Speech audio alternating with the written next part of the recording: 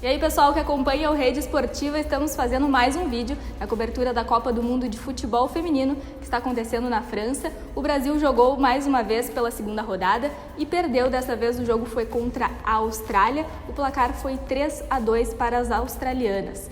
A gente está aqui com o Marcos Planella, que é o idealizador e responsável pelo projeto Pelotas Fênix, As Lobas, e também a Débora Maciel, que é estudante, atleta e no próximo semestre vai estar jogando lá na Universidade de Chicago, nos Estados Unidos. Bom, vamos falar do jogo, né?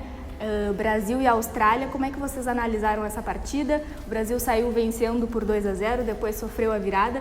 Como é que foi que vocês analisaram essa partida? Bom, a gente sabe da força e a tradição que a equipe australiana tem, né? Embora ela viesse de uma derrota na primeira rodada para a Itália, de certa forma surpreendente. A Itália vem numa crescente, mas a Austrália eu considero uma seleção mais forte, né? Foi surpreendida em contra-ataques pela proposta italiana e era natural que hoje a Austrália viesse quase que por um tudo ou nada, né? O Brasil se mostra ainda extremamente dependente das individualidades, né? O coletivo não funciona no Brasil, né? E sentimos muito, apesar de abrir a vantagem de 2-0, saída de Marta e Formiga no intervalo previsíveis em função de alguns outros aspectos. A Marta vem voltando de uma lesão, era normal que ela não fosse utilizada o jogo inteiro, né? E a Formiga, fora o aspecto eventualmente de ter sentido algo que não pareceu ser o caso, me pareceu uma substituição já pensando no jogo seguinte, né, já que a Formiga tomou o segundo cartão amarelo e fica fora do confronto contra a Itália, e também um certo receio de que como ela joga no setor do campo, onde a marcação seria necessária, e ela vai muito para esse embate físico com o adversário, que eventualmente pudesse tomar um segundo amarelo e ser expulsa, né? Eu acho que o somatório desses dois fatores fez ele substituí-la. Só que eu não concordo com as substituições feitas, principalmente no momento da saída da Marta, a escolha pela Ludmilla, né? A Ludmilla é uma jogadora com pouco lastro na parte técnica, ela não vem de categorias de base, ela vem de uma outra modalidade. Ela tem alguns aspectos ali que são interessantes para jogadora de futebol, ela é muito rápida, muito forte fisicamente, mas tecnicamente ela deixa a desejar, né? O passe dela normalmente é ruim, as finalizações são ruins, e o Brasil simplesmente perdeu o setor de meio campo, né? Vocês acham que depois dos 2-0 o Brasil teve um relaxamento ou que isso aconteceu em função das trocas feitas pelo treinador? Acredito que, como o Marcos disse, o Vadão mexeu errado e não vejo o Brasil tendo relaxado no segundo tempo. Até pelo contrário, a gente até estava impressionado com a intensidade que o Brasil estava dando desde o início do primeiro tempo, sendo que já estava com resultado positivo a favor, ao invés de calmar o jogo, trabalhar a bola. Com a substituição a gente perdeu o meio e a gente não conseguiu fazer isso. E até falando do meio campo, né, a Formiga levou o cartão amarelo e está fora da próxima partida contra a Itália. Que opções tem para o técnico Vadão para o próximo jogo? A opção que ele fez hoje, que é a entrada da Luana. Luana é da mesma geração de Bia Zanerato, Andressinha, vem da Sub-17 lá de 2009, onde eu tive a minha passagem como auxiliar técnico, né? A Lelê, a segunda ou terceira goleira que está lá também.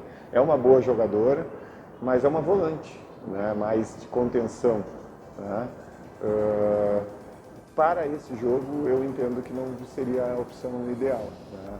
Eu vejo o Brasil com um setor de meio muito mal resolvido, digamos assim, com pouca posse de bola, com muito erro de passe, e tendo uma jogadora com a característica da Andressinha no banco, que justamente dá esse toque mais refinado, essa quebrada no ritmo que a Débora fez referência, que era o que o Brasil precisaria ter feito, diminuir um pouquinho a rotação, né, trabalhar um pouquinho melhor a posse de bola, trazer a Andressa Alves um pouco mais para dentro, para que as duas, de repente, a Andressinha e a Andressa, trabalhassem essa bola e colocassem um atacante numa melhor condição para o Brasil fazer o terceiro. O Brasil fez uma correria o jogo inteiro, né? Não teve posse de bola no meio do campo, houve muito erro na transição da defesa para o ataque e proporcionou os espaços para a Austrália. Eu queria saber agora a opinião pessoal de vocês, assim, que mudanças vocês fariam no time para jogar contra a Itália? Bom, não dá para mudar o treinador, né? Mas minha opinião era por aí. Mas eu gostei muito da Debinha jogando pelo lado e acredito que botando a Andressinha, ainda mais ela que tem uma visão muito boa jogando pelo meio, ela consegue ter uma visão muito boa do campo, e a Debinha correndo, fazendo a correria que a gente diz pelas laterais. Eu acredito que o Brasil ia ficar com uma jogada de ponta muito forte, mas não dá para se basear nisso, porque a gente não sabe o que esperar do Vadão. A gente espera uma coisa e às vezes ele faz algo totalmente ao contrário do que a gente pensa, que seria o óbvio. Mas acredito que a Andressinha para o lugar da Formiga agora, mas não sei o que o Marcos acha. Eu gostaria de ver a Andressinha jogando numa função um pouquinho mais à frente, né? A gente conversou lá no programa inicial sobre as expectativas para a Copa do Mundo, e eu lembro que uma pergunta feita a mim era se eu sentia falta de alguém naquela lista. Eu falei claramente, a Débora concordou, que a nossa primeira volante seria a Brena, né? Com a Formiga e a Andressinha jogando na frente dessa dupla de volantes. Essa seria a minha percepção. Mas trabalhamos com essa lógica de hoje, está a Thaís lá, a Thaís e Formiga e a Andressinha jogando um pouco à frente delas nessa articulação. Diante de um cenário da Formiga não estar, a Andressinha já jogou naquela função e daria uma saída com um pouco mais de qualidade nesse passe inicial, né? Então, ao natural seria a Andressinha substituindo a Formiga.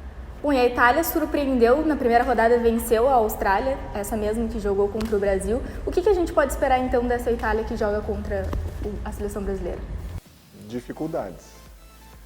Dificuldades pelo crescimento que a Itália vem tendo nos últimos anos, o bom jogo feito contra a Austrália.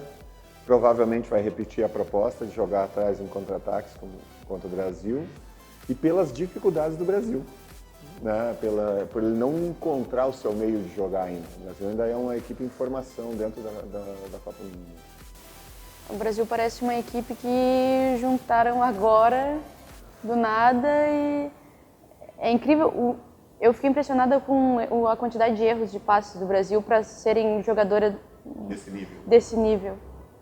O Brasil não conseguia sair de trás e era só a ligação direta entre zaga e ataque, lançamento para as pontas, ou a Debinha puxando, fazendo a corrida. Os laterais levando em condução pelo corredor ou lançamento. Em ambos os lados. No primeiro jogo não foi tão assim, né?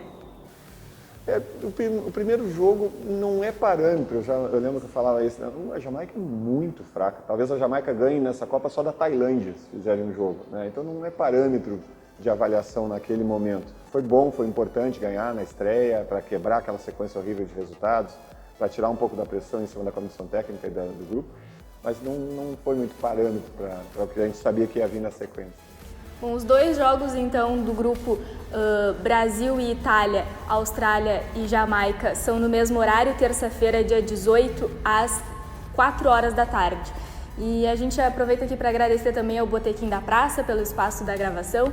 Venham conferir que o espaço é muito legal todos os dias, das 7 à meia-noite. Então, até o próximo vídeo. Tchau, tchau!